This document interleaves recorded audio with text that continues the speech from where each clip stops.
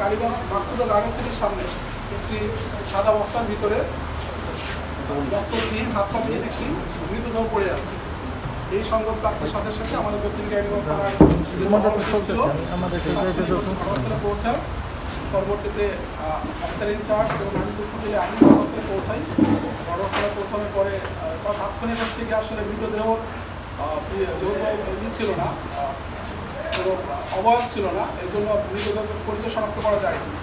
আমরা পরবর্তীতে আমাদের উত্তরবঙ্গ কর্তৃপক্ষের সাথে কথা বলে সিআইডি টিমকে ঘটনাস্থলে আসে, তারা তাদের হচ্ছে গিয়ে কার্যক্রমগুলো সম্পূর্ণ করে।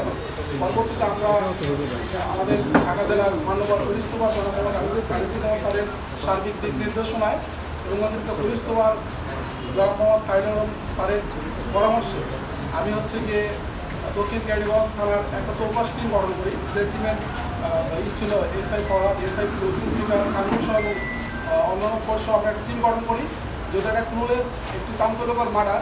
এই মার্ডারের কার্যক্রম পরিচালনা করার জন্য তাদের নির্দেশনায় আমরা টিম গঠন করি। এই প্রেক্ষাপটে আমরা তথ্য প্রযুক্তি এবং সিসিটিভি ফুটেজ, গোয়েন্দা তথ্য, এই তিনটার সমন্বয়ে আমরা একটা সার্বিক একটা কার্যক্রম এটা শুরু করি। এই প্রেক্ষাপটে আমরা ওই সিসিটিভি ফুটেজ পর্যালোচনা করে আমরা একটা অস্পষ্ট ভিডিও পাই। সেই ভিডিও সূত্র ধরে এবং তথ্য প্রযুক্তির মাধ্যমে আমরা একজন ব্যক্তির সন্ধান শনাক্ত করতে পারি। সেই ব্যক্তির সন্ধান শনাক্ত করার পরে পরবর্তী ওই ব্যক্তির যে আত্মীয়, তার পরিবারের সাথে আমরা যোগাযোগ করি। যোগাযোগ করলে ওই ব্যক্তির আত্মীয় ফ্যামিলি মেম্বার আমাদের থানায় আসে।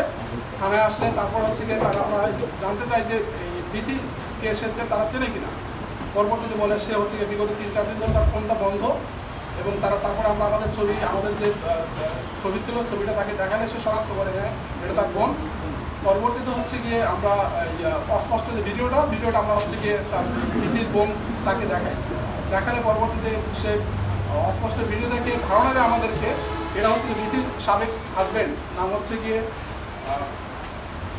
মহিউদ্দিন হাওলাদার ওরফে শিমুল, ডাকনাম শিমুল বলে এটা সে হতে পারে। এই ধারণার প্রেক্ষাপটে আমরা হচ্ছে গিয়ে মহিউদ্দিন হাওলাদারের কে আমাদের হেফাজতে নেওয়ার উদ্দেশ্যে আমরা বাইরে অপারেশনাল টিম প্রেরণ করি, এবং সেই প্রেক্ষাপটে আমরা মহিউদ্দিন হাওলাদারকে কদমতলী থানাধীন এলাকা থেকে আমরা আমাদের হেফাজতে নিই। হেফাজতে নিয়ে আমি আমার অফিসে আমার অন্যান্য অফিসারদেরকে সাথে নিয়ে বিভিন্নভাবে জিজ্ঞাসাবাদ করি। জিজ্ঞাসাবাদের এক পর্যায়ে সে হচ্ছে স্বীকার করে যে হ্যাঁ সে শুধুমাত্র ভীতির এটা মার্ডারটি করে নাই, তার সঙ্গে আরও দুটি মার্ডার করে।